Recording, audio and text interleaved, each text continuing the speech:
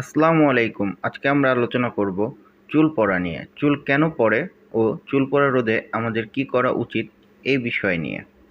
চুল পড়া কাকে বলে? চুল পড়া একটি অত্যন্ত অপ্রীতিকর সমস্যা যেখানে মাথা থেকে অথবা সম্পূর্ণ দেহ থেকেই ক্রমশ চুল পড়ে যেতে থাকে।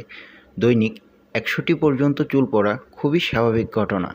এই চুলগুলির পরিবর্তে নতুন চুল গজায়, কিন্তু চুল পড়ার হার নতুন চুল বৃদ্ধির তুলনায় বেড়ে যায়, তখন সমস্যা দেখা দেয়। পুরুষদের মধ্যে এই সমস্যা প্রায় দেখতে পাওয়া যায়। অতিরিক্ত পরিমাণে চুল পড়ার ফলে মাথায় টাক পড়ে যায়। চুল পড়ার লক্ষণ ও উপসর্গ কী? চুল পড়া সাধারণত কিছু অন্তর্নিহিত রোগের উপসর্গ।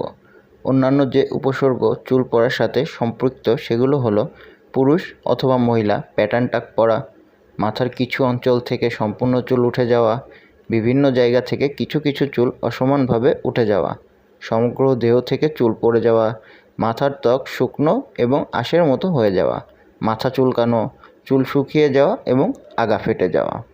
চুল পড়ার প্রধান কারণগুলো কী? চুল পড়া অত্যন্ত সাধারণ একটি সমস্যা যা একাধিক কারণে ঘটতে পারে। এর কয়েকটি পরিচিত কারণ হলো বংশগত, যেমন বাবা বা মায়ের বংশে চুল পড়ার পারিবারিক ইতিহাস থাকলে পরবর্তীতে চুল পড়ার সম্ভাবনা বেড়ে যায়।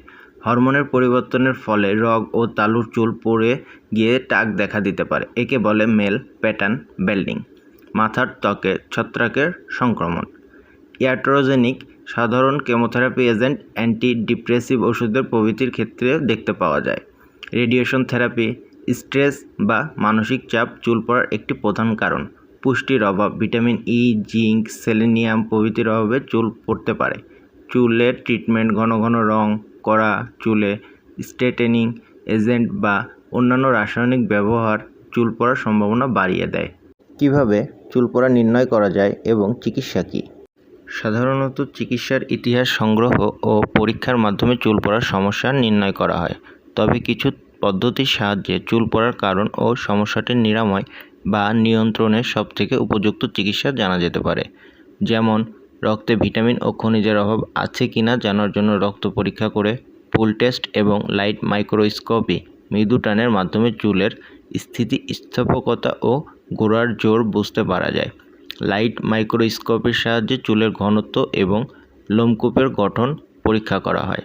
স্ক্যাল্প বায়োপসি এই প্রক্রিয়া চুল পড়ার সংক্রমণ জাতীয় কারণগুলি চিহ্নিত করা যায়। চুল পড়া প্রতিরোধে করণীয় কী? চুল পড়া রোধ করতে হলে অবশ্যই এর কারণ অনুযায়ী চিকিৎসা করা প্রয়োজন। নিজে নিজে চিকিৎসা না করে চিকিৎসকের পরামর্শ নিন। চিকিৎসকের পরামর্শ ছাড়াও কিছু জিনিস আমরা করতে পারি, যেমন স্বাস্থ্যকর খাবার বা প্রোটিন সমৃদ্ধ খাবার খাওয়া।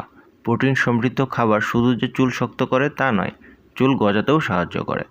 এছাড়া অতিরিক্ত চিনি ও চর্বিযুক্ত খাবার পরিহার করুন। ধূমপানের অভ্যাস থাকলে তা ত্যাগ করুন। এর কারণে রক্ত চলাচলে বাধাগ্রস্ত হয়, রক্তনালীগুলো ক্ষতিগ্রস্ত হয়। এর কারণে চুল পড়া বেড়ে যায় এবং বাদামি বর্ণ ধারণ করে।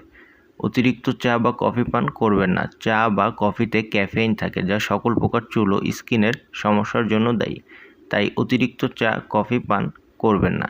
ভিটামিন ই চুল পড়া রোধে ও নতুন চুল গজানোর ক্ষেত্রে খুবই কার্যকরী। তাই প্রচুর পরিমাণে ভিটামিন সমৃদ্ধ ফলমূল ও শাকসবজি খান।